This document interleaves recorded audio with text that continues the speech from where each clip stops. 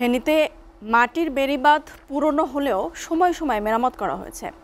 বড় সংস্কার হয় 2006 সালে। বন্যা সমস্যার স্থায়ী সমাধানে 151 কোটি টাকা ব্যয়ে মুহুরী কহুয়া সিলোনিয়া নদীর তীরে 122 কিলোমিটার দৈর্ঘ্যের বন্যা নিয়ন্ত্রণ নিষ্কাশন এবং সেচ প্রকল্পের কাজ 4 বছর পর 2010 সালে শেষ হয়। ফেনী থেকে বেড়িবাঁধ ও বন্যার বর্তমান পরিস্থিতি জানাতে যুক্ত হচ্ছেন আমাদের সহকর্মী শেখ ফরিদউদ্দিন আত্তার। ফরিদ, এই যে বেড়িবাঁধ বারবার ভেঙে যাওয়ার কারণ কি আর বন্যার বর্তমান পরিস্থিতি জানাবেন? ধন্যবাদ মুনি। আপনি যেমনটি বলছিলেন, ভারত থেকে নেমে আসা পাহাড়ি ঢল বৃষ্টির পানিতে ফেনীর ফুলগাজী পরশুরাম ছাগল নাইয়া ইতিমধ্যে ফেনী সদরের দাগনভূঞা প্লাবিত হয়েছে। মূলত প্লাবিত হওয়ার কারণ হলো ফেনীর পরশুরাম এবং ফুলগাজীতে বয়ে যাওয়া মুহুরী সিলুনিয়া কহুয়া নদীর বিভিন্ন স্থানে ভাঙ্গনের কারণে। এই ভাঙ্গনগুলো গত বছরও 24 সালে এই ভাঙ্গনের শিকার হয়েছিল এলাকার লোকজন। মূলত এই বিষয়টি স্থানীয় লোকজন পানি উন্নয়ন বোর্ডকে দায়ী করছেন। তারা অভিযোগ করেছেন পানি উন্নয়ন বোর্ডের দায় সারা বাঁধের কারণে এবং ঠিকভাবে মেরামত না কারণে তারা ভাঙ্গনের শিকার হয়ে তারা বারবার ক্ষতিগ্রস্ত হচ্ছেন। গতকাল এবং কয়েকদিন যাবৎ আমরা পরিদর্শন করে যেটা দেখলাম, পানি উন্নয়ন বোর্ডের পক্ষ থেকে যেসব স্থানগুলো ভেঙে গিয়েছে পানি তোড়ে, যদিও পানি মুহূর্তে বিভীষিকার নিচ দিয়ে প্রবাহিত হচ্ছে, কিন্তু এই ভাঙ্গনগুলোর মধ্যে এক ফুটো বালুও ফেলে হয়নি। স্থানীয় লোকজন বলছেন বৃষ্টির পানি একটু বাড়লে আবার পানিতে তারা ক্ষতিগ্রস্ত হবেন। ইতিমধ্যে পানি ভাঙ্গনের স্থানগুলো দিয়ে পানি প্রবেশ করছে, এই কারণে নির্মাণ সড়ক প্লাবিত হচ্ছে। পানি যেভাবে কমার কথা এভাবে করছে না।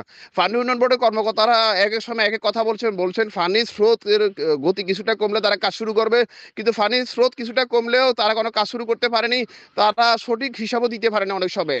ভাঙ্গনের বিষয়ে তারা এক এক সময় এক এক অঙ্ক বলে, তারা সঠিক কোনো তথ্য দেয় না এবং তারা অনেকটা দায়সারা গোছের কর্মকাণ্ড করার কারণে তারা জানেও না এই পানি উন্নয়ন বোর্ডের কর্মকর্তারা। স্থানীয় লোকজন অভিযোগ করেছেন পানি উন্নয়ন বোর্ড যদি সঠিকভাবে কাজ করতো, তারা এই 122 কিলোমিটার বেড়িবাঁধ যেটি রয়েছে তাহলে এগুলো সংস্কার হতো এবং ভাঙনটি প্রতিরোধ করা যেত। পানি উন্নয়ন বোর্ডের লোকজন দাবি করছেন তারা কাজ ইতিমধ্যে শুরু করবেন, কিন্তু শুরু করার কথা থাকলে গত এক সপ্তাহ পেরিয়ে গেলেও তারা ভাঙ্গনের স্থানগুলো চিহ্নিত করে সেখানে কোনো কাজ শুরু করতে পারেনি। সচেতন মহল দাবি করছে যেখানে দেশের সমুদ্র সাগরের স্রোতের মধ্যে কাজ করা যায়, সেখানে পানির গতি কিছুটা কমলেও পানি উন্নয়ন বোর্ড কোনো কাজ করেনি। এটা তাদের গাফেলাতি। জেলা প্রশাসন সূত্র জানিয়েছে তারা বিষয়টি তারা ভালোভাবে দেখছেন এবং তদারকি করছেন। এই বিষয়ে পানি উন্নয়ন বোর্ডের কর্মকর্তাদের নির্দেশনা দিয়েছেন দ্রুত কাজ করার জন্য। কিন্তু এখনো ক্ষতিগ্রস্ত লোকজন আশঙ্কার মধ্যে রয়েছে।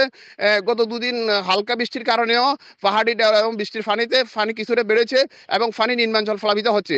প্রায় শতাধিক গ্রামের প্লাবিত হলেও এই সমস্ত এলাকায় কিছু লোক বাড়িঘরে ফিরলেও অনেকে ফিরতে পারছে না, কারণ ঘরের মধ্যে উঠানের মধ্যে সেতে অবস্থা পানি রয়েছে এবং গবাদি পশুগুলো রাখতে পারছে না। মূলত যে বিষয়টি আপনাকে জানিয়ে রাখতে চাই, স্থানীয় লোকজন এবং সচেতন মহল এবং বিভিন্ন লোকজন বিষয়টি যেটি জোরালো দাবি জানিয়েছেন। পানি উন্নয়ন বোর্ডের কর্মকর্তা যারা আছে তাদের গাফেলাতির কারণে এই কাজগুলো বেড়িবাঁধের কাজগুলো সঠিকভাবে হচ্ছে না। এই বিষয়টি যেন সেনাবাহিনীকে দিয়ে তদারকির মাধ্যমে আগামীতে পানি উন্নয়ন বোর্ডের অসাধু কর্মকর্তারা দূরে রেখে এই 122 কিলোমিটার বেড়িবাঁধের যেসব স্থানগুলো ভেঙে গিয়েছে এগুলো যেন সংস্কার করা হয়, তাহলে তারা নিশ্চিন্তে থাকতে পারবে এবং স্বস্তির মধ্যে ঘুমাতে পারবে।